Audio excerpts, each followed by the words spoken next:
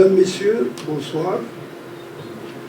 Je voudrais d'abord commencer par saluer notre sœur, la Moudjahida, Louisa El Hariz, la sœur qui a participé activement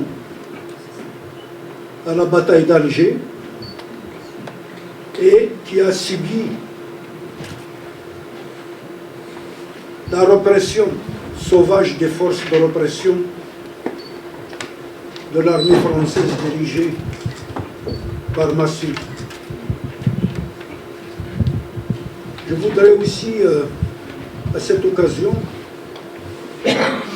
saluer tous les frères et sœurs ici présents à cette rencontre, à l'occasion de la commémoration du 8 mai 1945. Cette année, nous allons marquer le 74e anniversaire, dans 3 jours. Et à cette occasion, j'aimerais saluer les frères Moudjahidines qui sont présents dans cette salle, particulièrement. Nous sommes ici pour discuter avec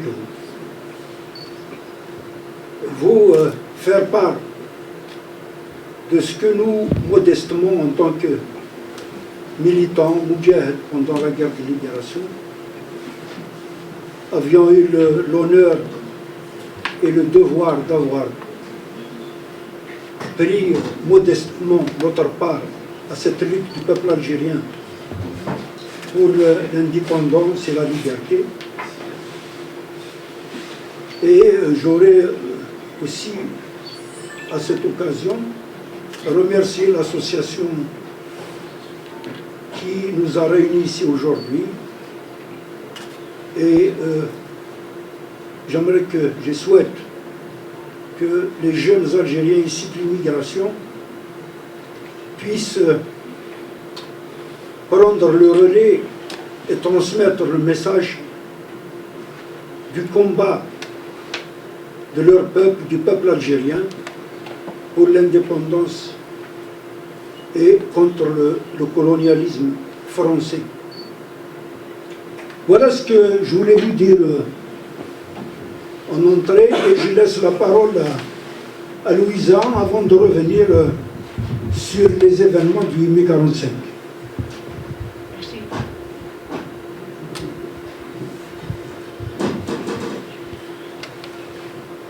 Bonsoir. Mes frères, mes enfants, mesdames, mesdemoiselles, messieurs, bonjour. Oui, en effet, le 8 mai 45 n'a été que le départ du 1er novembre.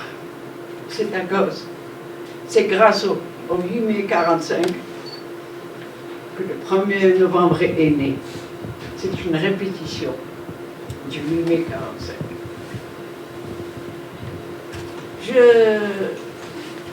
Je vous remercie d'être là. Je remercie l'association de nous avoir invités. Sans compter aussi, je ne peux pas oublier que je remercie tous les réseaux sociaux français qui ont lutté contre la torture, qui ont lutté contre la guerre d'Algérie, entre autres le réseau Janson. Je le remercie. Je remercie également tous les frères, amis de combat, de certains journaux, démocrates, socialistes, communistes, qui n'ont pas cessé de demander la fin de la guerre et contre la torture. Je remercie également monsieur le général de Bollardière, qui a été tout le temps contre la torture, et il a payé très cher. Et sa femme a continué encore à combattre contre la torture. Je remercie également tous les écrivains, démocrates, socialistes, communistes, entre autres, Pierre Van den Eyck, pour ces positions aussi courageuses qui nous ont apaisés et grandement nous ont procuré la joie, le courage de continuer. Je remercie les mères, ces mères qui bouchaient, qui refusaient à ce que leurs enfants partent en Algérie faire la guerre qui ne les concerne pas. Enfin, je remercie tous ces peuples qui nous ont aidés et qui nous ont permis d'avancer. Grand merci. Ils nous ont remonté le moral. Et aujourd'hui, peut-être que je ne le reverrai plus. Peut-être que je n'ai pas suffisamment de temps pour aller rendre hommage également au commandant. Il était commandant, médaille de général, mort, décédé, général Richaud. C'est lui qui m'a sauvé la vie de mon enfer.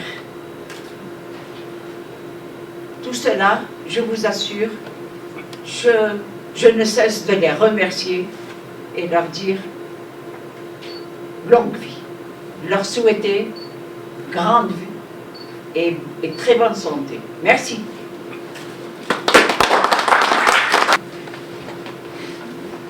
Je voudrais aussi m'associer à l'hommage qu'elle vient de rendre la sœur de Moudjahida El Hariz, à tous ceux qui nous ont aidés pendant la guerre de libération. Aux amis français qui étaient dans les réseaux, comme le réseau Johnson. Il y a beaucoup de militants communistes, de gauche, à beaucoup de chrétiens, ici au sein de la Fédération de France, qui nous ont accueillis, alors qu'on était recherchés par les forces de police. Donc, c'est aussi, en cette circonstance, l'occasion de leur rendre hommage et de dire qu'ils ont été l'honneur du peuple français. Alors que l'armée coloniale, avec ses généraux, les dirigeants des gouvernements de la 4e et 5e République menaient une guerre atroce, sans merci, contre le peuple algérien, on a trouvé, aussi bien en Algérie qu'en France, des Français qui se sont solidarisés avec notre combat. Encore une fois, nous les remercions. À présent, si vous permettez, nous allons revenir sur la rencontre d'aujourd'hui, ce qui nous réunit aujourd'hui, l'anniversaire du 8 mai 1945. Initialement, la conférence sur le 8 mai 1945, aujourd'hui, elle devait être donnée par le frère Messous, officier de la LN, de la Wilaya Tarwa, ancien avocat, mais malheureusement, il n'a pas pu obtenir le visa pour assister à cette réunion. Donc nous allons, bien évidemment, tout en le saluant, en regrettant son absence, supplier, autant que faire se peut, à son absence.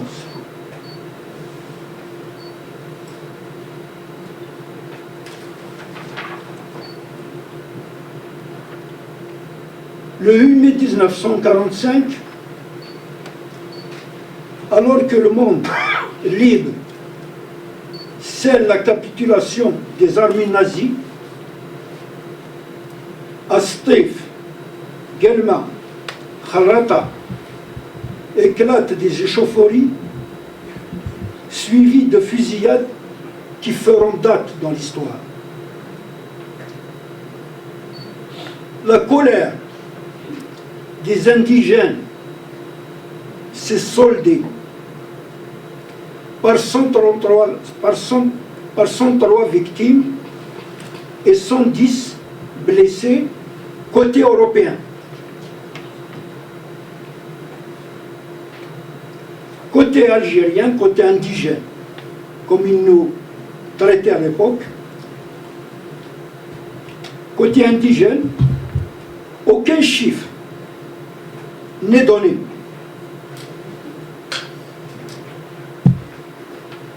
Car si le nombre des victimes européennes est bien connu et leur identité sont fichées avec précision,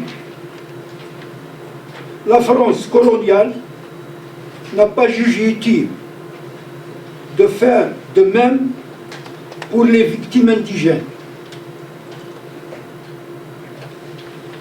La crainte du bilan macabre a probablement fait réfléchir les auteurs du carnage. Depuis des décennies, les indigènes tués, blessés, achevés ou détenus dans d'atroces conditions n'étaient que des fantômes. Le 1er novembre 1954, tirant les leçons des événements sanglants du 8 mai 1945, l'avant-garde du mouvement national déclenche la lutte armée de libération nationale à travers le territoire algérien sous la direction du FLN-ALN. Après 7 ans et demi de guerre atroce contre l'armée française, l'Algérie recouvre sa souveraineté et son indépendance.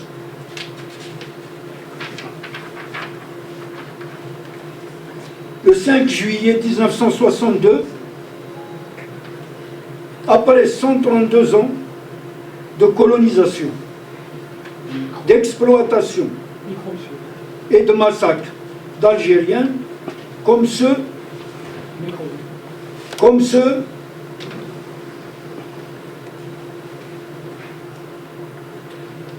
commis le 8 mai 1945.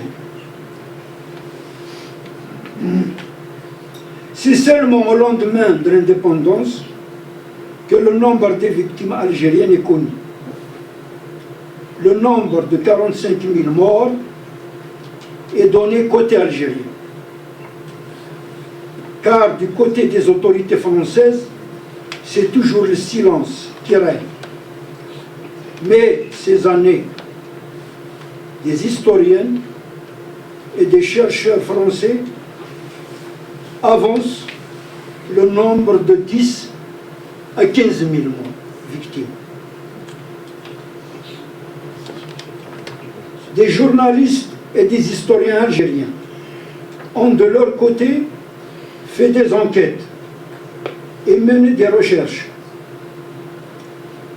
Le journaliste Kamel Benaïch, qui dans le cadre de la préparation d'un livre en 2015, a donné la parole à de nombreux témoins d'une enquête qui a duré près de 10 ans. Et c'est ainsi que les fantômes des massacres du mai 1945 ont désormais des noms. La vérité sur cette sombre page de l'histoire contemporaine est mise à jour par des acteurs directs. Il révèle ainsi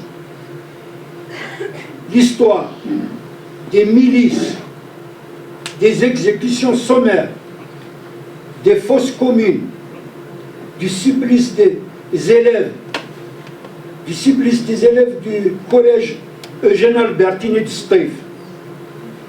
Actuellement, lycée Mohamed Karouani. Et d'autres faits tout aussi gravissimes et dramatiques.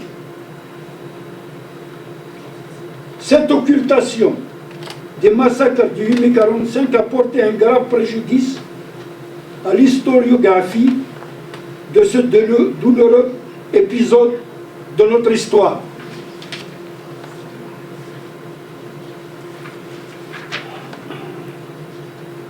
Rendant ainsi la divulgation de tous les faits et secrets difficiles, voire quasi impossibles. Alors que tous ces acteurs et témoins de ces événements, quand ils prennent la parole, c'est en quelque sorte pour mettre les pendules à l'heure. La presse coloniale s'est interdit tout commentaire objectif. Les censeurs affichent un non catégorique à l'évocation de ces événements. Pour eux, le martyre des Français musulmans est un tabou, décrété en loi. Le silence masque tant de vérité, pas toujours agréable à connaître. Une revue de presse internationale fait clairement apparaître le parti pris par des journaux d'Algérie et de métropole, comme ceux écrits du reporter américain London Bowling, qui vient de désavouer la thèse de ses collègues français qui n'ont rien vu et rien entendu. En mai 45, je le cite, en mai 45, je roulais sur cette route menant d'Alger vers Stif. Je venais de la côte. Je remontais les gorges. Il s'agit des gorges de Kharata. Et le long de la route, j'ai vu le premier effet de ces terribles événements qui avaient eu lieu autour de Stif. Des villages brûlés, quelque part sur la route, sur le côté droit. Je me souviens d'un village où les maisons fumaient encore.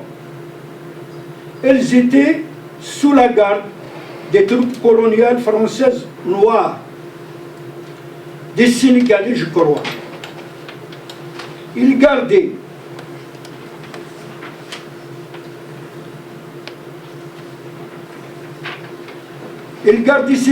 ces villages en ruine. De là, j'ai rejoint les hauts plateaux de Sétif. J'ai pris un hôtel dans la rue principale de Stif. Et des gens ont commencé à me raconter les faits. J'ai eu la chance de rencontrer un officier britannique de la Royal Air Force qui s'avéra être le chef des services secrets d'Afrique du Nord. Il venait d'Alger afin de découvrir ce qui se passait. Il était bouleversé par ce qu'il avait appris. Il m'a dit, je le cite, « Je vous raconterai toute l'affaire, je vous montrerai les dossiers des services britanniques. » Fin de citation. Alors j'ai pris la route pour Alger avec lui. Il a ouvert ses dossiers et je suis resté 2 heures dans son bureau à prendre des notes sur ce qui était arrivé à Stif. Ensuite, je suis allé voir le service de liaison américain afin qu'ils me donnent leurs informations. Je n'ai d'abord rien pu obtenir. Mais quand j'y suis retourné avec le contenu des fichiers britanniques, il ne pouvait plus cacher la vérité plus longtemps. Ils m'ont ouvert les fichiers des services américains. J'ai pu obtenir des rapports des services secrets sur ce qui s'était passé. Et je me rappelle du major, le responsable du bureau.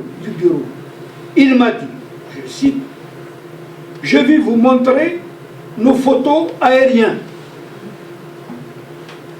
Il était énervé car les Français avaient utilisé des bombardiers B-25 américains pour bombarder les villages. J'ai donc eu ces informations secrètes des services secrets américains et britanniques. C'est ainsi que j'ai eu toute l'histoire. Fin de citation du reporter américain de l'époque. La France célèbre chaque année, le 8 mai, anniversaire de la fin de la Deuxième Guerre mondiale. Une date symbole de victoire sur le nazisme et le fascisme. Un symbole qui prend une autre signification en Algérie. Théâtre d'une barbarie sans égal, commise par un colonialisme abject contre des populations civiles désarmées. Le 8 mai 1945, les peuples d'Europe manifestaient et défilaient dans les rues, dans la liesse et la joie. Les Algériens sont eux aussi sortis par milliers dans les rues, armés uniquement de drapeaux et de slogans pour réclamer la liberté. Mais en réponse, ces Algériens ont droit à l'expression la plus brutale de la répression coloniale. Le général Raymond Duval a orchestré un véritable massacre à grande échelle durant plusieurs jours. Un véritable déluge de feu a été déversé sur les Algériens. Des balles, des bombes et des coups de matraque. Pas uniquement sur les manifestants, mais bien sur toute la population indigène locale.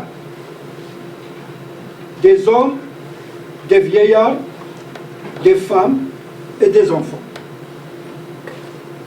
3 grandes villes sont particulièrement marquées par la sauvage répression. Stef, Guelma et Kharata. Des milliers de victimes algériennes gisaient dans un fleuve de sang.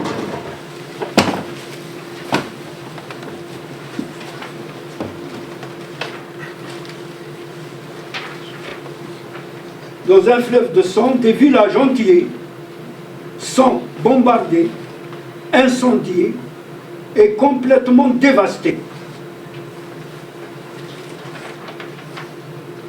Les victimes, les crimes coloniaux contre les civils n'ont pas été perpétrés qu'à Stef, Guelma et Kharata.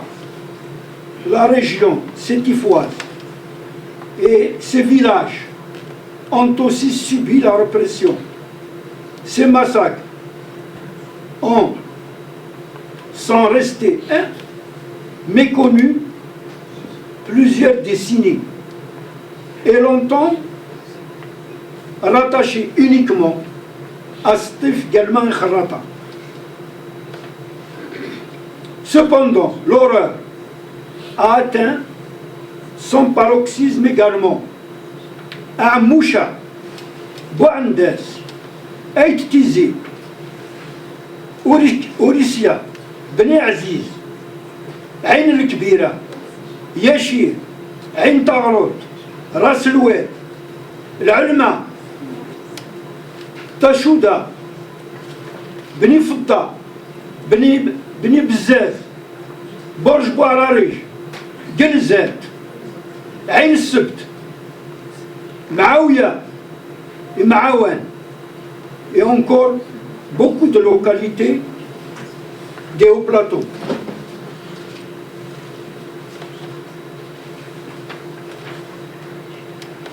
Les colons se joignent à la barbarie policière et militaire et font de l'Algérien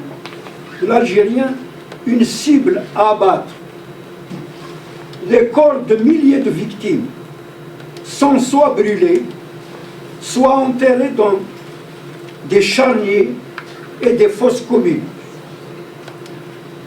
Les estimations du nombre de victimes ne se sont pas précisées, tant la répression s'abattait sur tous les Algériens. Le général Deva, qui avait dirigé pendant des semaines les troupes de l'armée coloniale chargées par la France de massacrer la population civile algérienne, indigène, se réjouissait d'annoncer au gouvernement français de l'époque de lui avoir, je le cite, assuré la paix pour 10 ans. Sur ce point, il ne s'est pas trompé, puisque 10 ans après, le 1er novembre, le FLN a déclenché la guerre de libération le 1er novembre 1954. Dans un rapport transmis au gouvernement britannique par son consul à Alger, John Eric McLean Carver, et décrit l'ampleur de la force utilisée par l'armée française. Je le cite, « Les autorités françaises ont pris de fortes contre-mesures. Des troupes et des blindés ont été acheminés à partir d'Alger, de Sidi Bel Abbès, de Biskra, Bougie et Constantine. Un détachement de la Légion étrangère est transporté par avion à Constantine. Des navires de guerre sont envoyés à Bougie pour y débarquer des soldats à Souq el-Fnin. 1200 hommes du 13e régiment d'infanterie composé de la force française de l'intérieur, ceux qui ont combattu contre les nazis. Ils sont allés combattre la population civile algérienne. Donc là, le 13e régiment d'infanterie composé de la force française de l'intérieur arrive par air en provenance de Dordogne, de la Dordogne et de la Creuse. Pas moins de 300 sorties d'avions ont été recensées entre le 8 et le 14 mai, ce qui témoigne de la dense activité militaire aérienne. L'action se déclinait la plupart du temps par des mitraillages, des bombardements. Les rapports des observateurs aériens indiquent que des villages entiers ont été détruits. Tout un déploiement de guerre contre des populations civiles des images effroyables. Le colonialisme est une négation de la dignité humaine et un crime contre l'humanité, tout comme le nazisme. Il doit être dénoncé en tant que tel.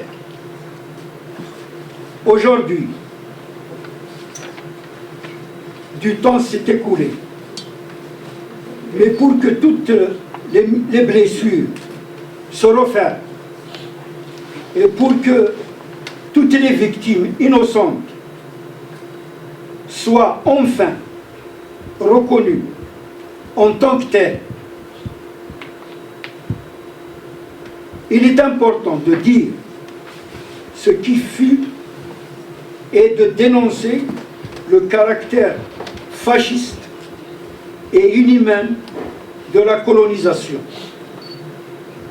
De 1830 à 1962 et en passant par le 8 mai 1945, le colonialisme a tout fait pour nier l'humanité et la dignité aux Algériens.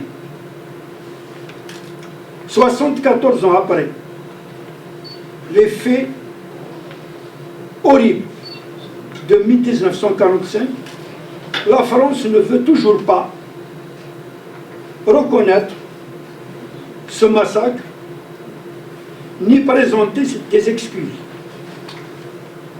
De petits pas sont faits depuis 2005 par des représentants de l'État français. L'ambassadeur Hubert Collin de Verdière avait en 2005 qualifié à Stif les massacres, je le cite, de tragédie inexcusable. Fin de citation. Son successeur, Bernard Bajoli, en 2008, à Guelma,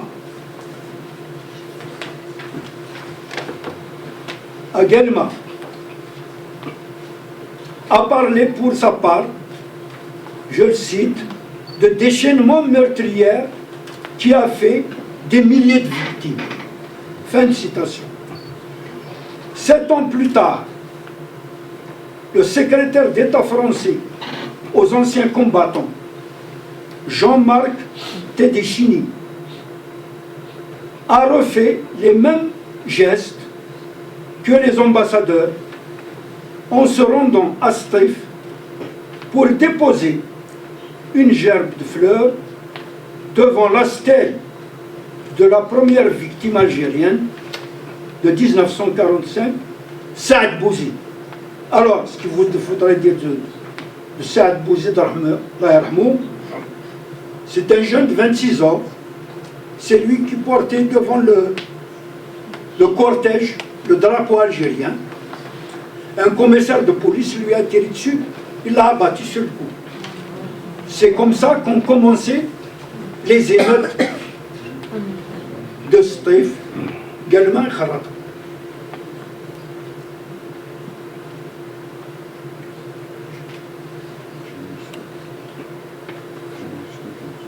Saad Bouzid est qualifié aussi, alors je reviens au secrétaire d'État, elle a qualifié aussi les massacres de 1945, je le cite, de déchaînement meurtrier. Fin de citation. Ça, c'est la déclaration, le petit geste du secrétaire d'État aux anciens combattants en 2014. Mais personne ne parle de crime d'État, de massacre, qu'il est du devoir d'un État de reconnaître et de dénoncer. Il est de bon temps de dénoncer des crimes d'État et des massacres de populations civiles commis par d'autres au nom des valeurs universelles de respect des droits humains. Il serait aussi de bon temps d'en finir avec les petits gestes symbolique et de dénoncer avec fermeté les massacres de mai 1945 en Algérie, qui s'apparentent à un véritable génocide, puisqu'il y a eu des exécutions systématiques, des milliers d'Algériens. La reconnaissance sera plus bénéfique aux Français qu'aux Algériens, qui ont eu la grande satisfaction d'arracher leur indépendance.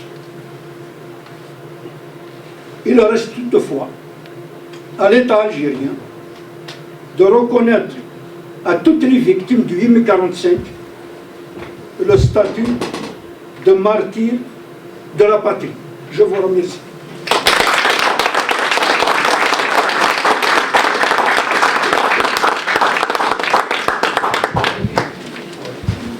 Voilà ce que j'ai pu vous rapporter à l'occasion de cette rencontre. On aurait aimé que le frère monsieur soit là. Il s'est préparé, je pense que lui, il aurait pu vous donner beaucoup plus d'informations sur cette page terrible de l'histoire du peuple algérien. Voilà, et je vous remercie. Je laisse la parole à la sœur.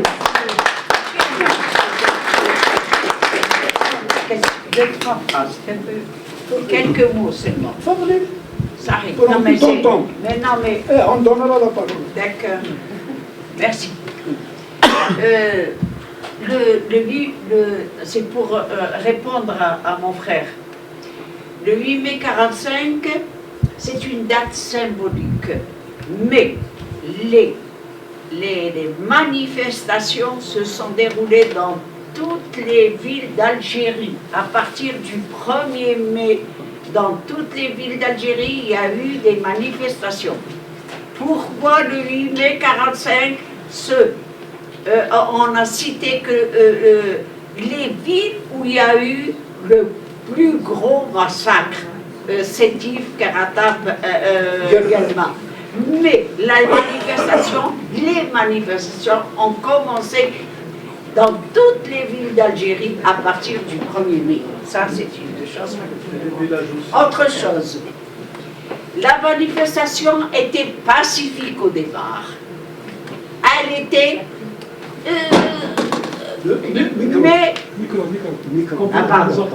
La manifestation était pacifique au départ. Mais à la veille, un des organisateurs a vu le maire Chiari.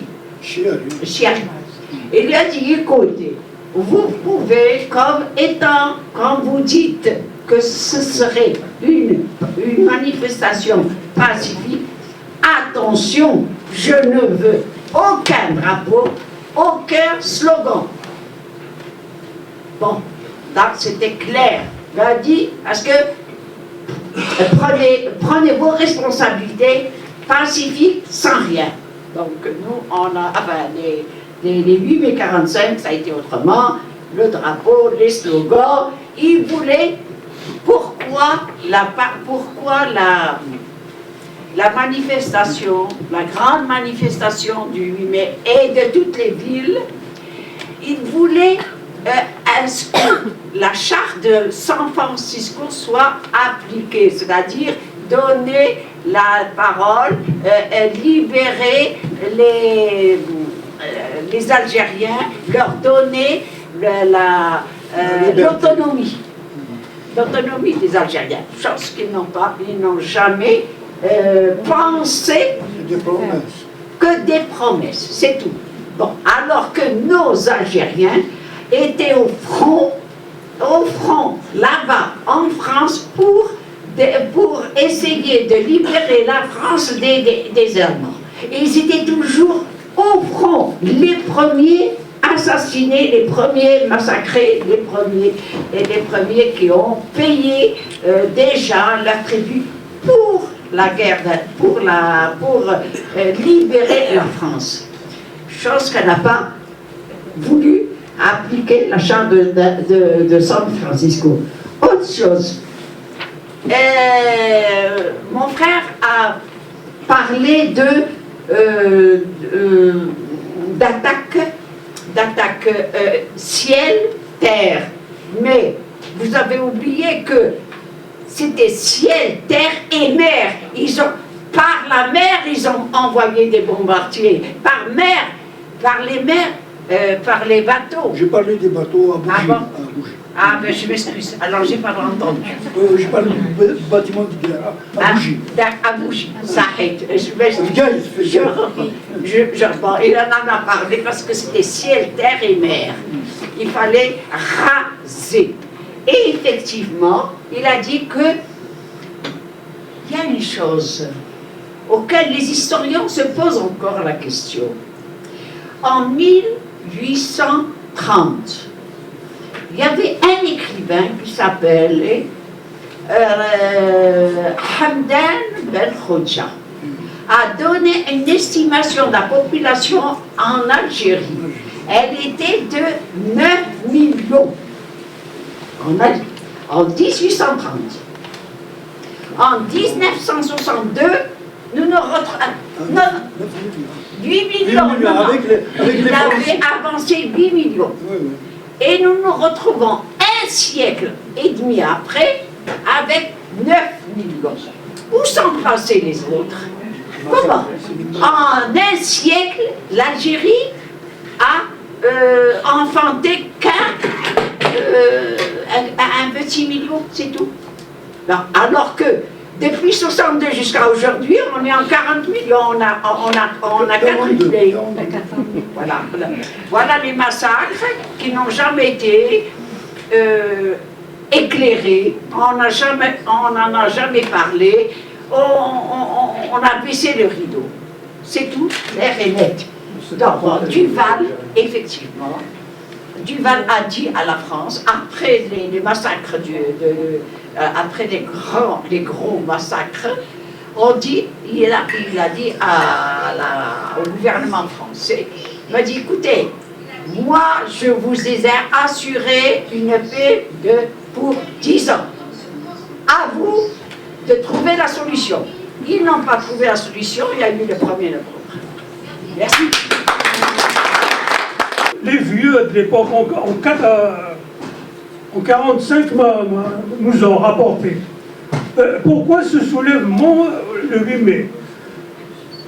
Souvenons-nous, lorsque il y a eu le débarquement des Alliés en 1943 en Algérie, l'armée française du territoire, ils ne se sont pas tous ralliés à De Gaulle.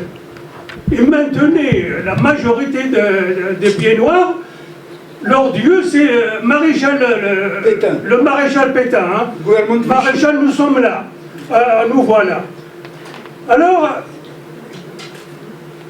ils se sont battus quand même pendant 2 ou 3 jours. Il y a eu beaucoup de morts. Entre l'armée française qui a débarqué, les Alliés et l'armée française sur place. Roosevelt, il a demandé à parler. Est-ce qu'il y a un Algérien avec qui il peut parler? On lui a présenté, ils ont dit oui. Ils lui ont présenté Farhat Abbas. Il a dit, est-ce que vous pouvez dire à vos compatriotes qui sont dans l'armée française, intérieure algérienne, qui reconnaissent quand même les Alliés, qui se rallient aux Alliés. De toute façon, lorsqu'on aurait on aurait vaincu le nazisme, vous aurez tous votre indépendance. On demandera à tous que tout le monde soit indépendant. Et puis, quand est arrivé le 8, ils l'ont dit, les frères qui ont parlé, ils l'ont dit, lorsqu'il est arrivé l'armistice, le 8 mai, eh bien, rien. On leur a même, d'ailleurs il a dit le frère, il suffit de mettre le drapeau pour se faire tuer. J'ajouterai encore où ce qu'il va le machin, hein, le massacre. Hein. C'est quelqu'un qui était dans l'armée française qui me l'a raconté. Hein. Il était dans l'armée française, il était soldat à Kharata. L'après-midi, il y a eu le machin, bien sûr les massacres, et puis il y a beaucoup de soldats. À l'époque, je crois que c'est le tailleur sénégalais, puisqu'ils sont de couleur. Et il marchait dans la ville, il a trouvé, il y avait un lieutenant américain, il avait un petit sireur algérien, un petit sireur qui lui serrait les godasses. Il arrive, il regarde et dit, ah oui, c'est un Algérien. Il lui met la baïonnette qui était sur le canot dans le dos, direct. Alors le lieutenant américain, il a dégracé, le machin, il a tué sur place. Il a abattu sur place. Ça, c'est quelqu'un qui était sur place, qui a vu, qui m'a raconté, c'est pas le machin. Et de là, le 8 mai, je ne sais pas ce qui se passe ailleurs, j'avais 8 ans à l'époque. Hein. D'ailleurs, j'ai adhéré au PPA le 15 août 1945. Et dans toute la Kabylie, je ne sais pas, à l'époque je n'ai pas été, le 8 mai 1945, tous les gens qui ont travaillé cette journée, ils font don à des machins, à des associations, à ceux qui aident les pauvres. Leur journée, elle ne leur appartient pas. C'est une journée de deuil, le 8 mai. Tous ceux qui travaillent, s'il y en a qui travaillent, eh ben, la journée qu'il a touchée, il la donne en machin aux associations qui donnent aux pauvres. Voilà. Et quand même, ça a apporté la révolution. À partir de 8 mai 1945, il y a eu qui sont partis. Je crois que tout le monde connaît le frère Karim Allah Yarhamou, Karim Belkhassem, mais les autres, ils sont partis du premier machin. Il était sergent à l'armée française. Hein. N'oublions pas comment il s'appelle, Karim Belkhassem. Ils sont partis du 8 mai 1945 et ils ont pris le maquis. Ils ne sont jamais revenus. Il y en a qui ont pu essayer, il y en a qui n'ont pas réussi. Il y a eu beaucoup de... Bon, moi, étant jeune, à 8 ans, je gardais mes moutons, je voyais souvent des types que j'ai connus après, dans la Révolution, venir chez nous, parce qu'il y avait des machins clandestins, des moudjahidines. À l'époque, déjà en 1945, ils avaient déjà pris le maquis, hein, c'est pas nouveau. Donc ça a révolutionné quand même les choses. Je raconte une anecdote, il y a des gendarmes. Nous, on était dans la montagne, il y a des gendarmes qui venaient à cheval, montaient chez nous. Eh bien, les gamins, ils ne les laissent pas passer. Hein. Vive le PPA, vive le PPA, ils les suivi. On a peur de rien. Ils ont peur de rien. À partir de 8 mai 1945, c'est fini. Le peuple algérien, il est révolutionné. Ça a amené quand même petit à petit, ça a amené le 1er novembre 1954. Voilà ce que je voulais rapporter, mes frères. Merci.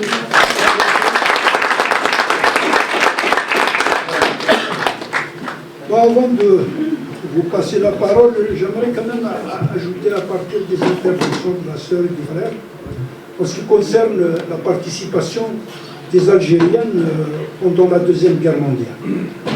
J'aimerais quand même rappeler que la ville de Marseille a été libérée par la 3e division d'infanterie algérienne.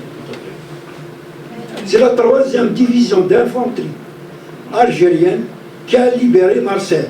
Ils ont débarqué, le débarquement de Provence, de Toulon, ils ont pris la direction de Marseille. Après avoir libéré Marseille, ils ont continué en descendant remontant sur Dijon, l'Alsace, ils ont été les premiers en Alsace et les premiers à franchir le Rhin. C'est-à-dire les éléments de l'armée française qui ont franchi le Rhin, parmi les premiers, ça a été des éléments des tirailleurs algériens de la 3e division d'infanterie. Alors je tenais à ajouter ça. Les Algériens ont pris une part active à la libération de la France. Le général de Gaulle, rappelons-nous, quand même qu'il a fait un discours à Brazzaville, le fameux discours de Brazzaville, où il avait fait des promesses à toutes les colonies qu'après la fin de la guerre, qu'ils auront de l'autonomie, la liberté, ce que disait tout à l'heure la sœur Louisa.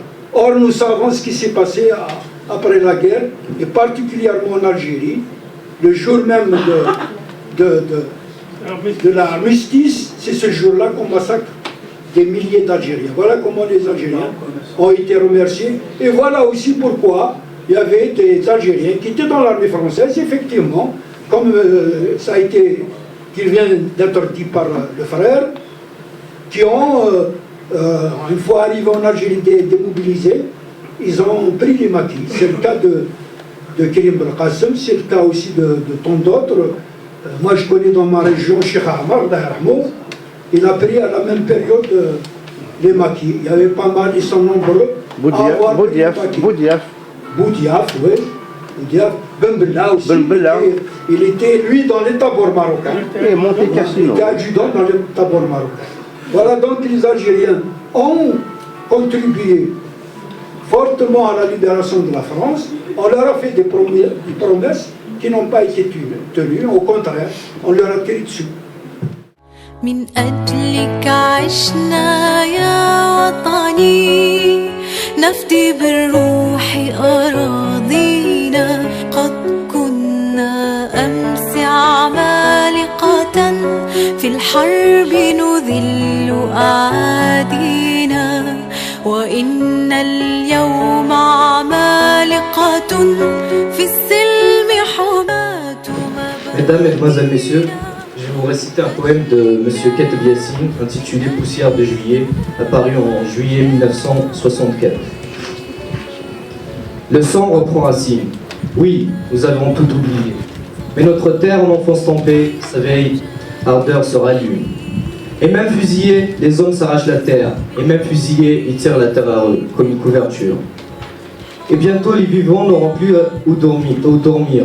Et sous la couverture, aux grands trous étoilés, il y a tant de morts qui nous montent à la gorge. Avec ce vent de feu, n'enterrez pas l'ancêtre tant de fois abattu. Laissez-le renouer la trame de son massacre, pareil au javelot tremblant qui le transperce. Nous remonterons notre gorge la langue escorte des assassins. Merci à vous.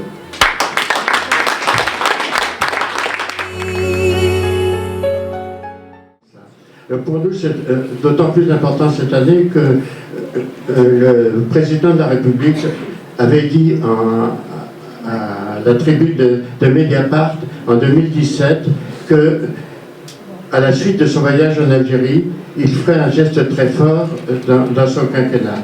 Et jusqu'à maintenant, il a juste fait par rapport à un pas important par rapport à la torture, où il a reconnu l'existence comme institution de la torture pendant la guerre d'Algérie, mais c'est tout. Et il ne l'a pas fait sur un plan de politique générale, mais il l'a fait sur un plan de rapport personnel entre lui et le député et mathématicien Cédric Villani, qui a des liens très particuliers avec Pierre et Michel Audin, les enfants de Maurice Audin. C'est un problème que Villani a découvert. Villani, lui, l'ancien Pied-Noir, originaire de Pied-Noir, le fils de Pied-Noir, qui a découvert le problème de Maurice Audin et qui s'est très investi avant l'élection de Macron. Et c'est les relations personnelles de Macron et de Villani qui font que Macron était, j'allais dire, humainement obligé de répondre à Villani sur cette question, mais ce n'est pas une réponse politique qu'il a faite jusqu'à maintenant, puisque sur tous les autres aspects de la guerre d'Algérie en particulier, malgré son engagement, ça va faire 2 ans qu'il a oublié ce qu'il avait dit à ce moment-là, et donc c'est un combat que nous allons continuer.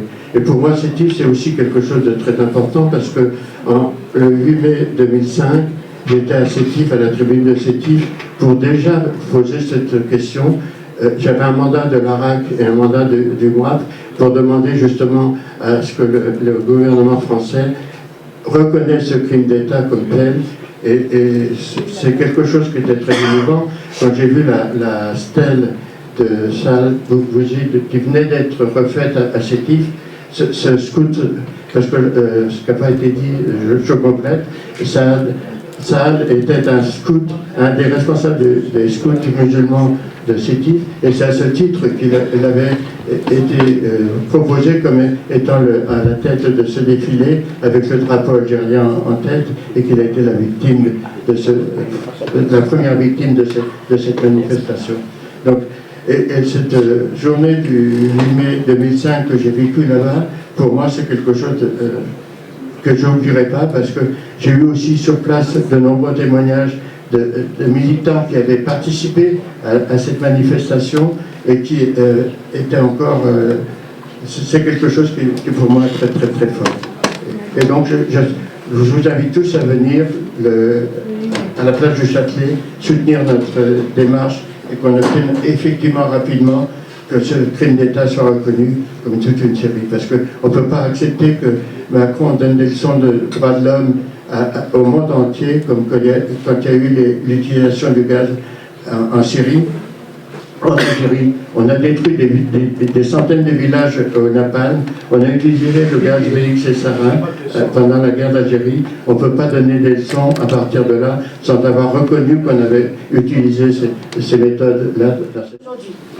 Donc moi, ma question c'est qu'est-ce qui manque aujourd'hui pour avoir un nouveau Boumidi ou un nouveau Chabani qui était à l'âge de 26 ans un grand leader dans l'armée algérienne, qui va justement conduire la jeunesse et la génération algérienne d'aujourd'hui vers un meilleur futur.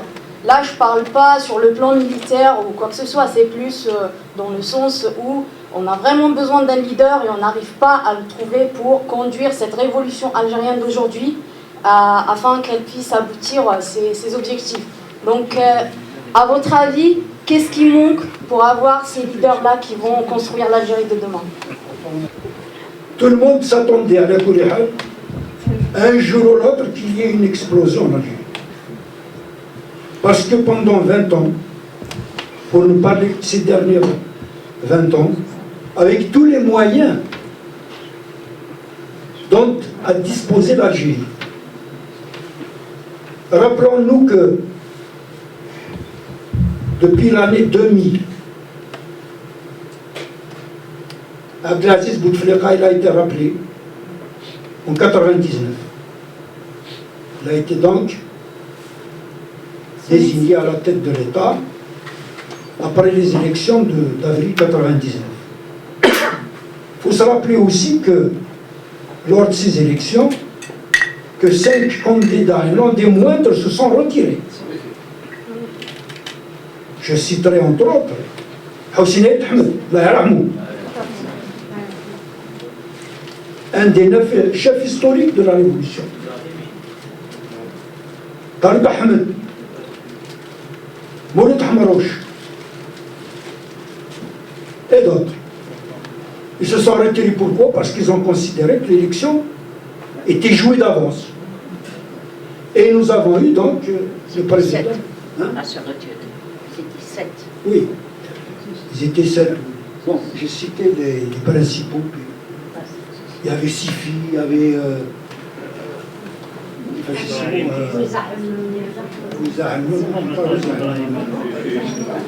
enfin bref. Jabla.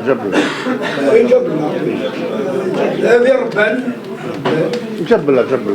Jabla, Rabban aussi. Rabban تاع 54. Oui. Rabban. Donc en 54 et en 99, elle a été élue à la tête de l'État. À partir de 2002, le baril de pétrole n'a jamais cessé de monter jusqu'en 2012. Les chiffres ne sont pas de moi, ce sont des économistes qui les ont rappelés à plusieurs reprises. Entre l'année 2000 et l'année 2012, il y a quelque chose comme 1000 milliards de dollars de recettes. Jamais l'Algérie, depuis son indépendance, n'a eu autant de moyens. Et pourtant, en 2018, le gouvernement de M. Bouteflika a eu recours à la planche à billets. Donc nous savions qu'un jour ou l'autre, ça va exploser.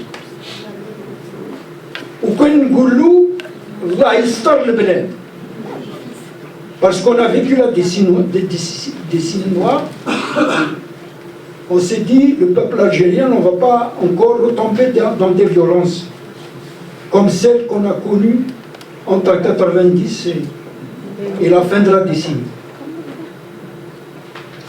Alhamdoulilah, la surprise est venue de la jeunesse algérienne.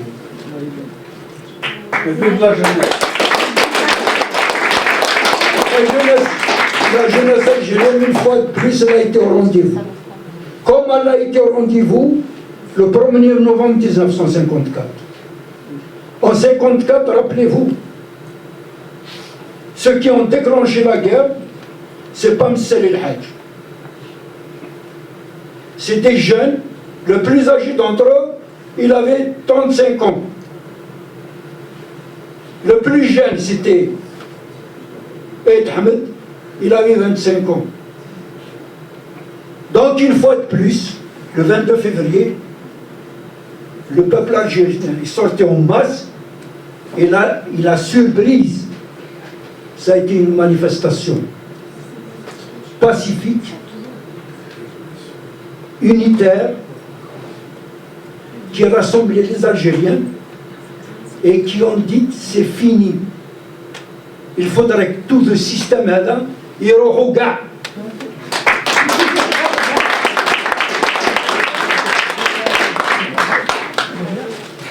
11 vendredis après, Bouteflika n'est plus ici. Il n'est plus là. Le 2, il a été contraint de démissionner. Pourtant, il lui est resté que 26 jours. Son mandat se termine le 28. Mais il a été contraint de partir. Malgré ces manœuvres de son frère. Et puis, depuis 11 vendredis, hier, il y a eu des Algériens en masse.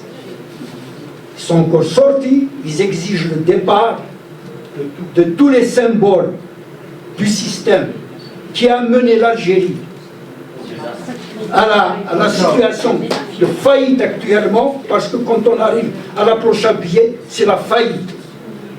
Il faut appeler les choses par leur nom. Eh bien, aujourd'hui, la jeunesse algérienne, elle est debout, elle fait avancer le pays, et c'est de cette jeunesse, de l'intérieur, qu'émergera des leaders, pas un leader, des leaders qui, Inch'Allah, prendront en main l'avenir du pays.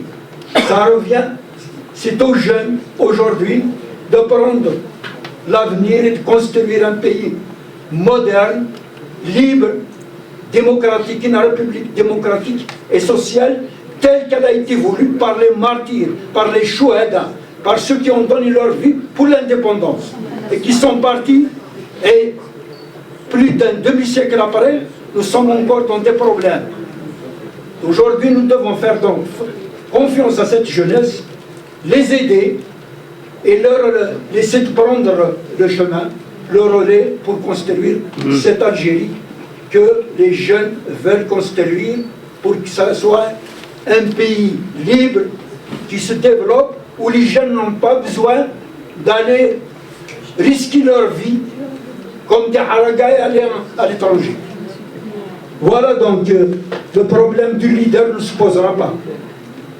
Ça va venir, faisons confiance à ce mouvement, il faut le soutenir pour qu'il reste mobilisé, uni, parce que les symboles du système chercheront par tous les moyens comment le diviser.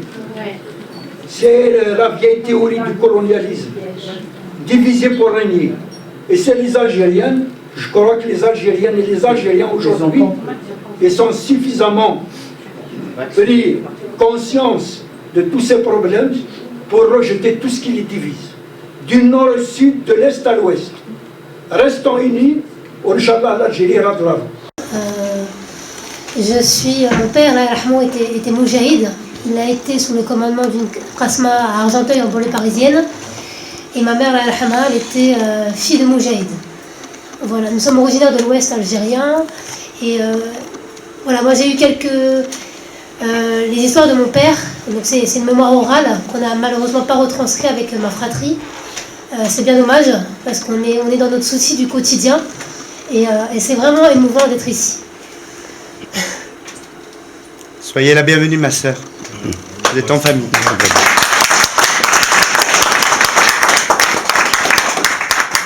Alors, je suis totalement ignorante de ce qui s'est passé. On a des échos, effectivement, via les historiens, ce que les politiques éducatives nous permettent d'apprendre aussi dans les manuels scolaires. Ma question s'adresse justement à vous. Je suis totalement aussi ignorante sur les questions juridiques. L'un des messieurs présents nous parlait justement d'un rassemblement le 8 mai prochain pour la reconnaissance de l'État français. On parlait d'universalité au-delà de la France. Je voulais savoir s'il y avait des démarches juridiques entreprises au-delà de la France, sur le plan européen, parce que nous sommes maintenant dans l'Union européenne en France, et au-delà, au niveau de la Cour pénale internationale, s'il n'était pas possible de reconnaître ces faits comme étant crimes de guerre au niveau du TPI à La Haye. Merci. Bon, à ma connaissance, il n'y a pas d'action, comme vous le demandez dans votre question. S'il y a des actions pour la reconnaissance du crime. Jusqu'à maintenant, à ma connaissance, je ne connais pas de démarche dans d'autres pays européens. Même auprès de l'Union européenne, en Belgique, pas à ma connaissance. C'est ici en France, essentiellement avec la communauté algérienne, avec les associations françaises. Il y a des associations qui ont signé des pétitions pour exiger du gouvernement français, de l'État français, du président français, qui a fait d'ailleurs des promesses, le président Macron, de reconnaître le crime d'État commis en Algérie le 8 mai 47, comme d'ailleurs le 17 octobre. Le 17 octobre 1961, ça n'a pas été reconnu. Le président Hollande, il a fait un petit pas, mais il rendait simplement hommage aux victimes mortes lors de la manifestation. Donc, ici en France, la reconnaissance du crime commis le 8 mai 1945 passe par la reconnaissance du crime commis le 17 octobre 61. Les deux sont inséparables.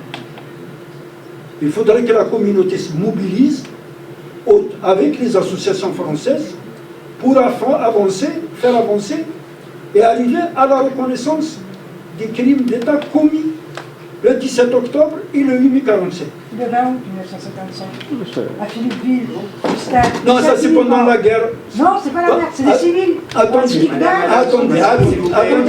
madame. Il y a eu les accords d'Évian. Les accords d'Évian.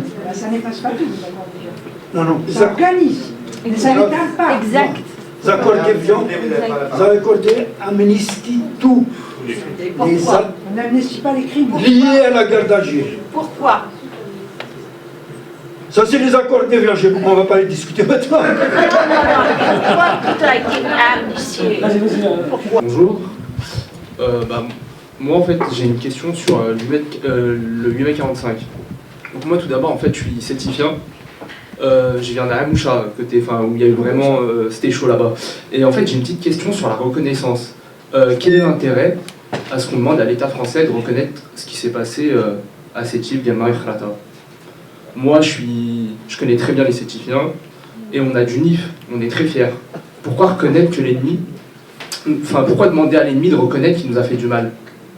Payer ses crimes. Exige et demande aux colonisateurs de reconnaître les crimes qu'ils ont commis. Les Juifs sont les premiers à faire reconnaître. C'est pas notre problème, on n'est pas juifs. Bon, donc nous exigeons, les Algériens exigent de l'État français de reconnaître ces crimes. Nous lui demandons de les reconnaître, sans plus. Comme le génocide arménien. Ils ont fait voter une loi à l'Assemblée nationale sur le génocide arménien. Qu'est-ce qu'il leur a répondu, Erdogan? Il leur a dit, reconnaissez d'abord vos crimes en Algérie avant de nous condamner.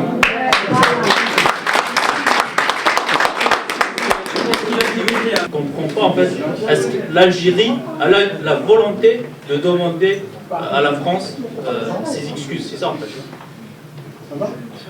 Je sais pas, est-ce qu'il y a une volonté politique ou non? Et aujourd'hui, il est convoqué devant le procureur. Souhaitons que ceux qui ont agi comme lui seront aussi un jour déférés devant la justice. 54, je me souviens comme aujourd'hui, papa, enfin, l'humiliation est tombée, ça a terminé, on ne sera plus humilié. Mais vous les enfants, regardez-vous, parce qu'il était aussi bien sévère que démocrate, il m'a dit, c'est à vous à voir ce qui se passe chez vous quand vous êtes à l'école. Est-ce qu'il n'y avait pas de mesure? Regardez, effectivement, de nous-mêmes, nous avons jugé qu'il y avait énormément de différences entre le fils du colon et les Algériens. Bon, je ne peux pas tout raconter, vous le connaissez, vous êtes des adultes, vous êtes des enfants formidables. Pour moi, ce n'est pas du paternalisme, hein. Vous êtes des gens très cultivés, connus, vous êtes des Algériens, c'est tout. Arrivé, bien sûr, nous avons constaté que même avec les enfants, il y a eu des différences. Des différences quand nous étions dans les écoles, des différences de notes, des différences de comportement, des différences de... Il y avait des paroles humiliantes, parfois.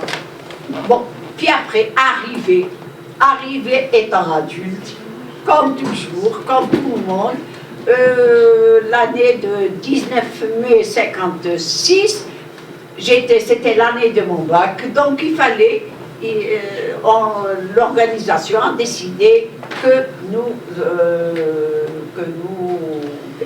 fassions grève générale des étudiants et lycéens, parce que j'étais lycéenne, c'était l'année de mon bac. Bon ben, je vous assure que nous avons fait, j'ai suivi, comme tous les moudjahidines, toutes leurs actions, nous étions déterminés et sans calcul, nous devons arriver à l'objectif, sans arrêt. Nos responsables disaient attention, il faut arriver à l'objectif. Malgré le froid, malgré la faim, malgré l'insécurité, c'était lourd quand même, hein, au maquis. Mais quand même, il fallait arriver. Nous sommes arrivés un jour, alhamdoulilah, un 3 juillet. Mais ce que je ne peux pas pardonner, je ne peux pas parce que le trauma est trop profond, c'est le viol. De 2 mois et demi, j'étais nue. J'avais les plaques, parce que la première rafale, c'était moi qui ai reçu 5 balles de masse 36, masse 12. Donc, j'ai essayé de les attaquer, mes tortionnaires. En instance, je les ai eus, j'ai eu gain de cause, mais en appel, et nous sommes sortis, ils n'ont pas été condamnés. Et pour cela, j'ai espéré les attaquer en CPI parce que le crime, le viol, est imprescriptible. Je peux les attaquer aujourd'hui comme dans 10 ans, il est toujours valable. Mais pour la CPI, mon gouvernement n'a pas signé le traité de Rome. Donc je ne pouvais pas ne pas être solidaire avec mon gouvernement. J'ai attendu, j'espère qu'avec la nouvelle révolution du sourire, je vais ouvrir le dossier, d'autant plus que le président Macron a dit officiellement que la torture était légale, c'était un système, donc automatiquement je gagnerai. Bon, le restant, enfin, j'ai fait ici en prison, enfin, j'ai fait les 2 prisons de Harrach et de Barberousse à Alger. Et ici, en France, je vous assure que j'ai connu les bas-fonds avant de connaître les belles et les grandes avenues de Paris. J'ai fait les pommettes à Marseille. J'ai fait la Roquette à Paris. J'ai fait la cellulaire à Amiens. J'ai fait la prison de Fresnes. Puis après, j'ai fait la prison de Toulouse. Et puis après, celle de Bordeaux. Et puis après, celle de Pau. Je suis sortie 10 jours. Et on m'a déportée en Corse. J'ai fait Ajaccio, Corté, Bastia. J'en avais marre. Il y a des moments où, vous savez, quand on n'a plus rien à perdre, on fonce. On ne regarde rien. J'ai essayé, avec l'aide de mon avocat, je me suis évadée. Le 16 février 1962, 1 mois et 4 jours avant les accords d'Évian. Et bravo.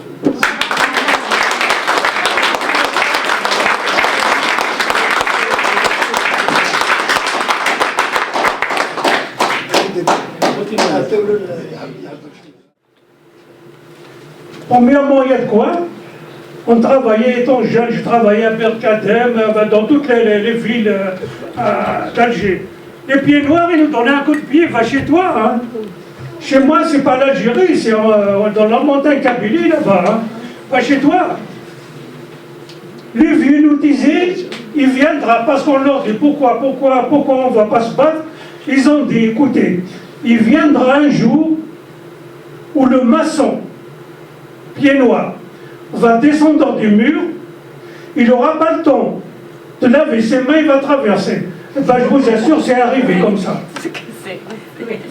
Je vous assure que c'est arrivé, ils n'ont même pas le temps de se laver les mains.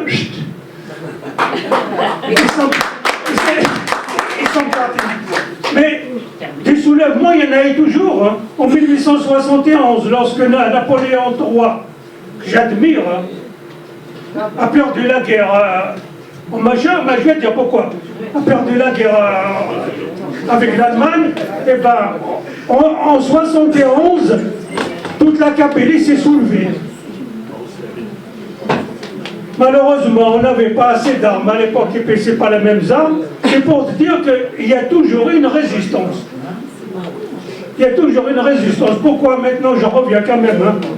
C'est peut-être pas dans le machin, mais pourquoi je t'ai vu, t'as fait la tête, pourquoi je te dis je l'admire.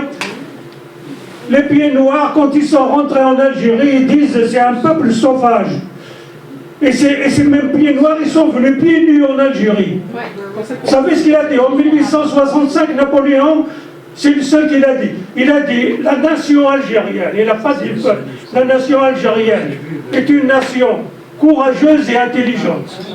Napoléon III, en 1865. Voilà, je laisse la place. Pourquoi je fais peut-être une particularité? Non, je suis comme tout le monde. Pourquoi? Parce que j'ai osé.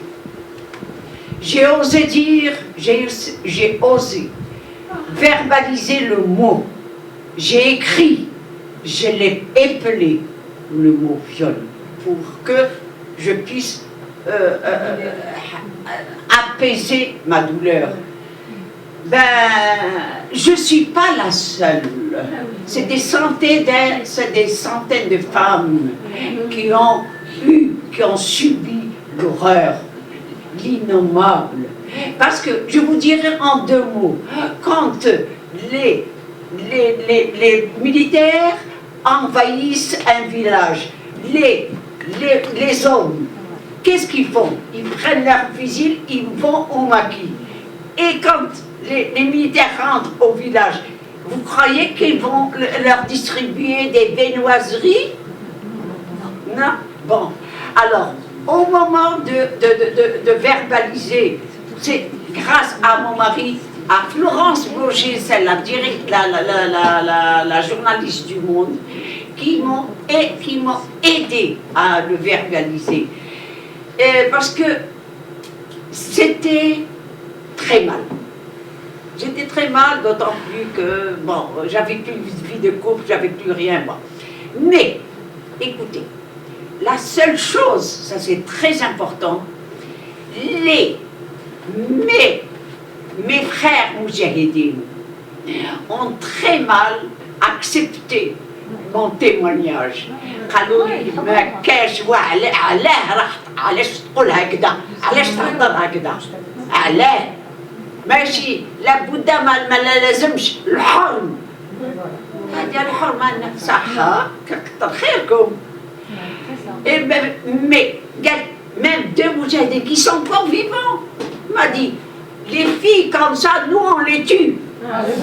Je vous assure, pendant des mois, j'ai traversé un désert. C'est le désert d'un regard réprobateur, un regard accusant, m'accuser de tous les noms. Pourquoi j'ai avancé, pourquoi j'ai verbalisé le mot. Je vous assure que c'était très très dur la première année. Mais la seule chose qui m'a fait remonter, c'est la jeunesse qui m'a soutenu. Ils m'ont soutenu dès le premier jour. Et aujourd'hui, ça ne m'étonne pas, ils sont matures, ils sont civiques, ils sont, masha'Allah, très bons. Allah yastarhum. Le combat de la femme algérienne. La femme algérienne a pris une part active à la guerre de libération. On ne lui a pas toujours reconnu et rendu hommage à son combat. Si les jumeaux de l'armée de libération, les maquisards, pouvaient tenir dans les montagnes, c'est grâce aux femmes algériennes qui les nourrissaient, qui étaient toujours prêtes à les aider. C'est un peu, si vous permettez, la formule de Mao Tse-tung, qui a dit que l'armée de maquisard, elle ne peut réussir que quand elle est au sein du peuple, comme un poisson dans l'eau. D'ailleurs, l'armée française ayant compris rapidement le rôle joué par la femme, par les habitants d'un village, d'une ville, surtout les villages, ils ont commencé à faire des regroupements. Les Algériens dans les campagnes ont été regroupés par milliers dans des camps de regroupement. Moi je suis d'une région où mon village était devenu en quelque sorte un camp de regroupement. Parce qu'il est situé sur des axes routiers, dans une position stratégique. On l'a mis tout un barbelé tout autour, on a installé une SAS, une section administrative spéciale, et on a mis un détachement militaire qui reste en permanence, et tous les habitants sont fichés, connus, et on a regroupé tous les villageois des alentours à l'intérieur du même village.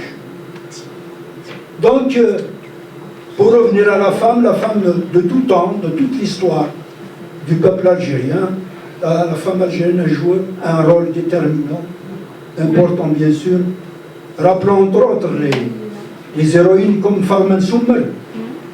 Farman Soumer, elle a fait face au maréchal Rondon, à l'armée du maréchal Rondon. Elle avait 26 ans. Elle a dirigé des maquisards contre la pénétration de l'armée française en Kabylie. Elle a été arrêtée, déportée à l'intérieur du pays, à Barwaguia. Elle est morte dans un camp à Barwaguia. Donc la femme, je dois aussi ici, puisqu'elle est présente, rendre un hommage au nom de tous les Moudjahidines à Louisa, pour, non seulement parce qu'elle a fait son devoir héroïquement, mais elle a subi ce qui est immonde, c'est quelque chose de condamnable. Effectivement, je suis un Moudjahid. J'ai tendance à ne pas parler de ces problèmes. Mais nous les comprenons, et elle est la première courageuse à avoir dénoncé, dévoilé ces crimes odieux de l'armée française. Ils ont commis ces crimes un peu partout en Algérie. Elle a été la première à le dénoncer comme elle l'a fait. Certes, il y a eu ceux qui ont pris la parole pour lui faire des reproches, pourquoi elle a parlé de cette page noire, mais il y a aussi d'autres Moudjahidines qui sont à ses côtés, qui ont été à ses côtés, et aujourd'hui, elle est là, elle fait passer le message elle-même, alhamdoulilah.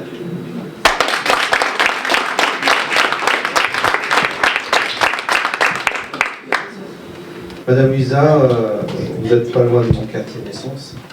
Je vous admire par votre courage. Et je ne dirais pas par votre compassion, mais par toutes les souffrances que vous avez vécues et par la volonté que vous avez, par une conviction de croire à cette liberté, cette indépendance. Je remercie les Moudjahidines et je suis très très content d'entendre la mémoire de certains. Vraiment, j'apprécie parce que je suis venu pour avoir des réponses à des questions. Mon père, n'a pas pu me répondre à ces questions, qui était membre de SFLN ici en France, dans la zone 1, il était condamné. Il n'a jamais voulu parler de son passé, il n'a jamais voulu parler de ce qu'il a fait, la souffrance, et puis ils s'interdisent, je parle au nom d'un autre ami aussi qui s'appelle Haribi, ils s'interdisent de parler de cette douleur, de leur activité. Ils avaient des obligations, ils avaient des obligations, je dirais même sociales ici en France, parce qu'ils doivent intégrer une société, et en même temps ils sont membres du FLN, ou SFLN, de l'OS, chacun. J'apprécie votre mémoire, j'apprécie ce que j'ai entendu. Je voudrais bien que vous nous parliez de la Fédération de France, de son organisation, et surtout de ce qu'elle a apporté, parce que beaucoup de gens ne savent pas, c'était la source importante de la révolution algérienne, bien avant 54 et après 54. Et beaucoup de gens ne savent pas. Bon, on parlait de Messel Hadj qui est parti d'ici, on parle de Boudiaf, on parle d'Aïthamed. Ils ont tous été, je dirais, initiés leur pensée, leur vouloir et leur désir de cette égalité, de cette liberté, à partir d'une culture qui elle-même s'est basée sur l'indépendance, sur l'égalité des chances, sur la fraternité, parce que l'Algérie, qui est une création, le mot Algérie, une création française de 1837, en fait, elle englobe toutes les régions. Donc le respect de toutes les régions algériennes, c'était le facteur, c'était la flamme qui a aidé beaucoup d'Algériens à croire en cette révolution. Donc ma question et mon désir, c'est de nous parler de l'organisation de la Fédération de France et quels étaient au début les objectifs qui étaient qu'on va fixer pour eux. Merci. Vous me faites rappeler exactement les gens, enfin les personnes, ils me croyaient que j'étais la seule. Alors qu'au moment de témoigner, c'était dans l'air avec toutes leurs... ils se sont déplacés à Alger pour le témoignage. Et la directrice du C'est dans l'air m'a dit, est-ce que vous connaissez les filles qui ont subi l'innommable comme vous? J'ai dit oui, d'accord, oui, on se connaît. J'ai téléphoné un peu partout, enfin un peu toute la jury, enfin 7, 8 villes, où ces filles qui ont été marquées, je leur ai demandé, écoutez, moi je commence à témoigner, terminé. Elles étaient d'accord. Au moment où j'ai terminé de témoigner, on retéléphone pour prendre rendez-vous. Ben, la Gestapo était passée. C'était clair, net, interdit, et par le parent, et par le fils, et par les collatéraux, et par l'habitant, et ainsi de suite, ainsi de suite. C'est vrai, on ne parle pas de ça. Et même en France, on n'a jamais parlé du viol de la femme. Autre chose, j'étais en train, il n'y a pas longtemps, enfin non, quand même 6 ans, j'étais en train de témoigner dans une faculté où il y avait des gradés devant. Et les autres ont commencé à témoigner, et vers mon tour, j'ai dit, bon, je ne suis pas la seule. Mais les autres n'ont pas voulu. Mais ça ne fait rien, je parle au nom de toutes les femmes. Alors, ils se sont un petit peu retractés, les gradés qui étaient devant. L'homme, une seule chose. Est-ce que vous avez parlé à votre maman? Est-ce que vous avez discuté? Est-ce que vous avez dialogué au moment où l'armée est arrivée? Ah, jamais. J'ai dit, pourquoi? Qu'est-ce qui se passe? Pourquoi vous ne dialoguez pas? Pourquoi vous ne parlez pas? Non, ben ça va, alhamdoulilah. Ah bon, alhamdoulilah. J'ai dit, écoutez, s'il vous plaît, essayez de dialoguer. Essayez de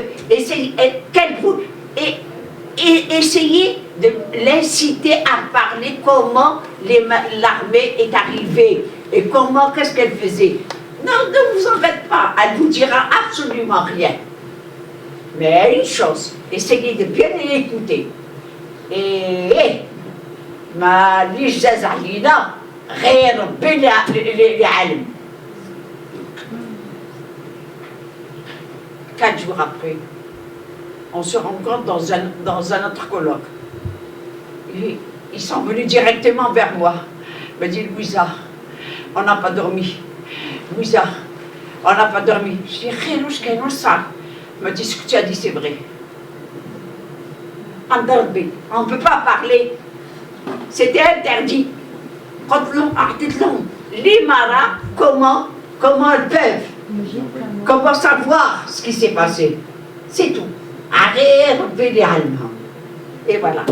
C'est comme ça que, un peu maintenant, ça commence à s'apaiser, on commence à en parler d'une façon assez courante. Pas courante, mais quand même, on essaye de comprendre que la femme a été quand même militante.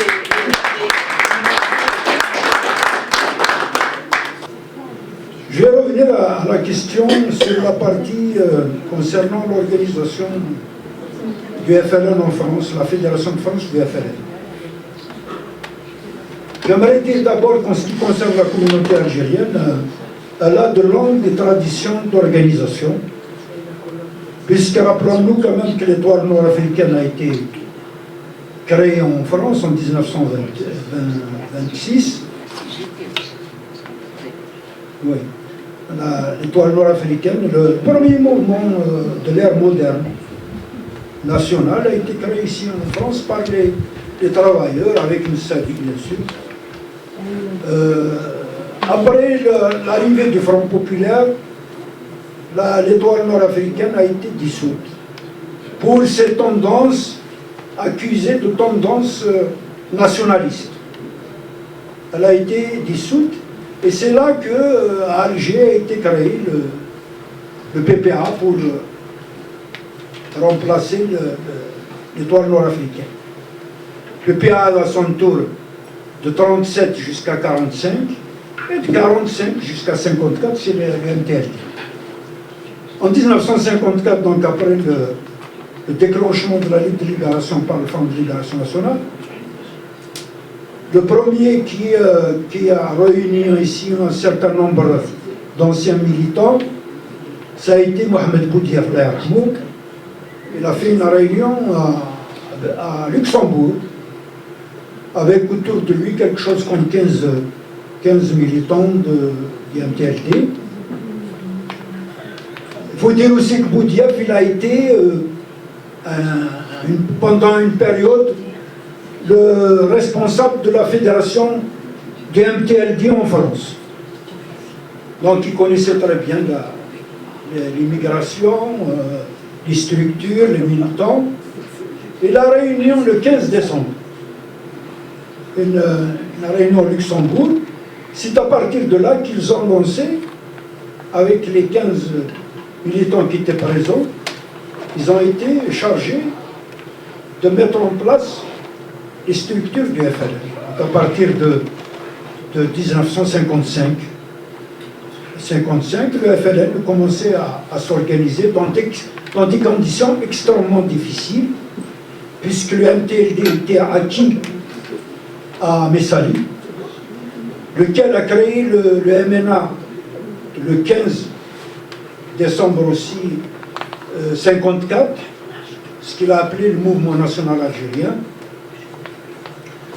Et le FLN s'est retrouvé face à une situation, pourquoi difficile? Parce qu'il n'avait pas de structure. Les structures qui étaient celles du MTLD étaient acquises pratiquement entièrement au MNA, et il fallait donc s'organiser.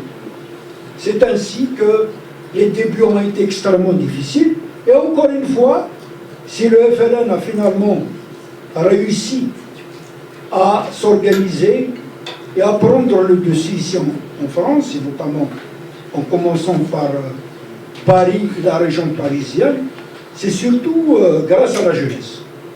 Les jeunes se sont adhérés beaucoup plus facilement et en masse dans les structures du FLN.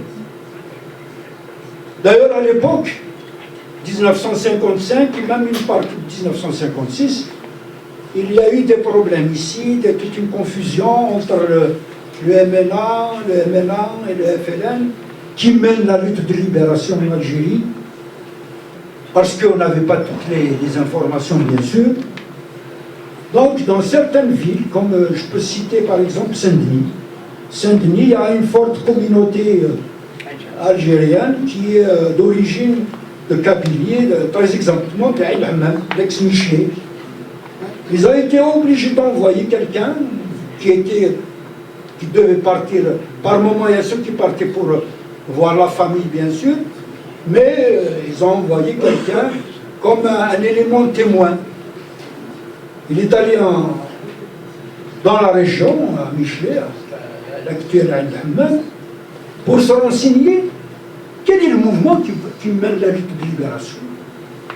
Arrivé là-bas, évidemment, à l'époque, celui qui était à la tête de l'armée de libération en Haute-Kabylie, c'était Cheikh Amar, il est très connu, un militant du MTLD, du PPA MTLD, mais qui a pris fait et cause le 1er novembre pour le déclenchement de la guerre de libération.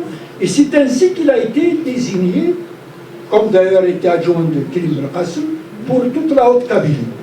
Et il est de Michelet, il est d'Aïn Hammam, Azrat Khalf, Taddartis Qarnas, Azronat Khalf. Donc, quand il est revenu, c'est le FLN qui mène le combat. D'ailleurs, à la tête de tous les maquis là-bas, c'est Amar Cheikh Amar. Et c'est comme ça que ça a fait boule de neige. C'est-à-dire qu'il y a d'autres régions, on a envoyé aussi des éléments pour ramener le... Donc, on est arrivé à la conclusion que ceux qui mènent le combat pour la libération du pays, c'était le FLN et la LN. Mais il y a eu quand même des difficultés. C'est à partir de 1957 qu'il y a eu ce qu'on a appelé l'opération quadrillage. L'opération quadrillage, quand le FLN avait suffisamment de possibilités de militants, de structures mises en place, il a déclenché l'opération quadrillage, c'est-à-dire aller dans tous les quartiers ici en France, dans les hôtels garnis, dans les foyers, un peu partout, pour demander à nos compatriotes, aux travailleurs algériens, de rejoindre le FLN et de contribuer financièrement à l'effort de guerre. Alors l'organisation était, il y a le comité fédéral au niveau de la France, au niveau central. Au départ, en 1955-56 jusqu'à 57, il y avait d'abord quatre wilayas. Il y a la wilaya de Paris, Intramuros, c'est la région parisienne. Et c'est donc une wilaya. Nous avons le sud de la France avec Marseille, c'est une wilaya. Lyon, tout le centre de la France, c'est la wilaya. D'ailleurs, la une, c'est la France, la 2, c'est Paris. La 2, c'est celle qui fait Paris périphérique et toute la Normandie et les pays de la Loire. La 3, c'est le centre avec Lyon. Non, la 2, c'est le centre avec Lyon. La 3, c'est le sud. Et la 4, c'est le nord et l'est. 4 wilayas. À partir de 57, on est passé à 6 wilayas, c'est-à-dire 2 en France, 2 à Paris, et la Normandie, la périphérie, une dans le centre, une dans le sud, une dans le nord, et enfin une wilaya pour l'est de la France. Donc on est passé à 6 wilayas. Au-dessous des wilayas, nous avons des zones. Au départ, jusqu'en 59, c'était les zones qu'il y a tout de suite en dessous de la wilaya, c'est la zone. La zone peut avoir une étendue de plusieurs départements français. Attends. Il y a la zone jusqu'en 59, la super zone est intervenue après. Ils ont ajouté un écran parce que la structure du FLN est une structure pyramidale, cloisonnée pour les besoins de la clandestinité, parce qu'on subissait ici beaucoup d'arrestations. Donc c'est une structure cloisonnée, pyramidale. C'est comme ça qu'à partir de 59, ils ont ajouté un échelon au-dessus de la zone, au lieu que ce soit la zone directement avec la wilaya, ils ont créé la super zone. La super zone, la zone, puis ensuite la région. La région aussi, elle peut avoir un département, plusieurs départements. Et sous les régions, il y a les secteurs. Des secteurs. Il peut y avoir 2 secteurs dans chaque région, ou 3, ça dépend, en fonction de l'importance de l'immigration. En dessous des secteurs, nous avons des qasmas. En dessous des qasmas, des sections. En dessous des sections, des groupes. En dessous des groupes, la cellule. La cellule, c'est celle qui regroupe les militants. Alors nous avons, je dis toujours nous avons, c'était notre langage dans la guerre. C'est-à-dire le FLN avait donc des cellules de militants, d'adhérents et de sympathisants. C'est-à-dire les plus aguerris se regroupent dans la cellule de militants. Quand il y a des arrestations, en général, on prend des militants de cette cellule pour pouvoir remplacer les chefs de cellule qui ont été arrêtés. Les adhérents, c'est ceux qui participent activement, disons, à l'organisation. Les sympathisants, c'est généralement ceux qui payent leurs cotisations. Mais... non, je voudrais ajouter quand même... il a dit l'essentiel, évidemment. Il a été beaucoup plus placé que moi. Tout le monde le connaît en un oiseau. Hein. C'est pas aujourd'hui. Hein. Mais je donne mon exemple, par exemple. Vous allez comprendre. Je suis chef de qasma, donc j'ai 4 secteurs. Chaque secteur a 80 personnes. 4 fois 80, 320 personnes. Section. Oui. Les secteurs du secteur. Non, section. 4 sections. Oui, d'accord. Donc, 320 personnes plus 50 femmes. Eh bien, sur les 320 personnes, 50 femmes, il y a 80% qui donnent 5 francs de plus, c'est-à-dire en plus de leur cotisation. Et cet argent, il nous sert justement à aider ceux qui ne peuvent pas. Par exemple, on ne tapera jamais un Algérien qui ne travaille pas, qui ne peut pas payer ses cotisations. Bien au contraire, on lui donne nous-mêmes, celui qui a par exemple des gosses ou quelque chose qui ne travaille pas, on lui donne dans cet argent-là, que les gens donnent en temps, tous les mois. Donc on est bien sûr, on a nos comités de justice, on a tout ça, dit le camarade tout à l'heure, le frère Toiseau. Chaque responsable a son adjoint. Eh bien, s'il est arrêté le jour, le lendemain, on le sait tout automatiquement, son adjoint prend sa place et continue comme c'était dit. C'est pour ça qu'on a pu, ils étaient étonnés les Français. Hein. Ils ont arrêté, lorsqu'ils ont arrêté, ils ont détourné l'avion, ils ont arrêté Bembella, Boudiaf, Reda. Ils ont dit ça, il est mort. Le lendemain, c'est pareil, continue. C'est parce que le machin est fait comme ça. En pyramide, personne ne connaît le machin, on connaît mon responsable. Ils connaissent que moi les responsables, ils ne connaissent pas ceux de haut. Il n'y a que moi qui les connais.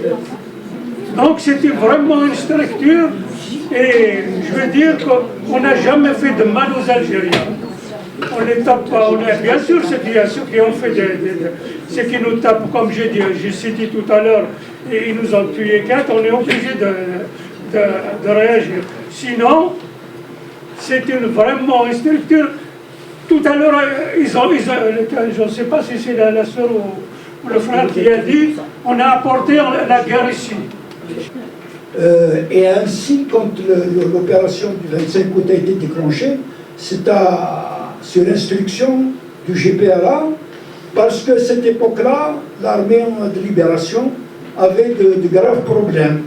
Il y avait les opérations qui étaient lancées. Il fallait un peu soutenir l'armée de libération et mener des combats ici. C'est ainsi que plusieurs détachements de l'armée française qui devaient rejoindre l'Algérie étaient maintenus ici en France.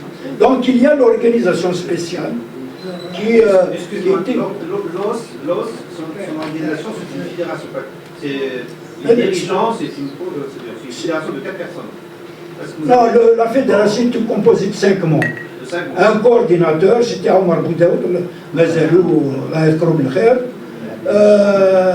Adrien Yaqdour, qui s'occupait de l'organisation de Abdelkrim Souissi, qui s'occupait des trésoreries, de la finance, Bouaziz, qui s'occupait de la spéciale, c'est lui qui s'occupait de la spéciale, Rabah Bouaziz, et Ali Haroun, il est encore vivant, il a écrit un livre, il intervient souvent, lui il s'occupait de l'information et de la propagande. Voilà. Et merci de votre attention.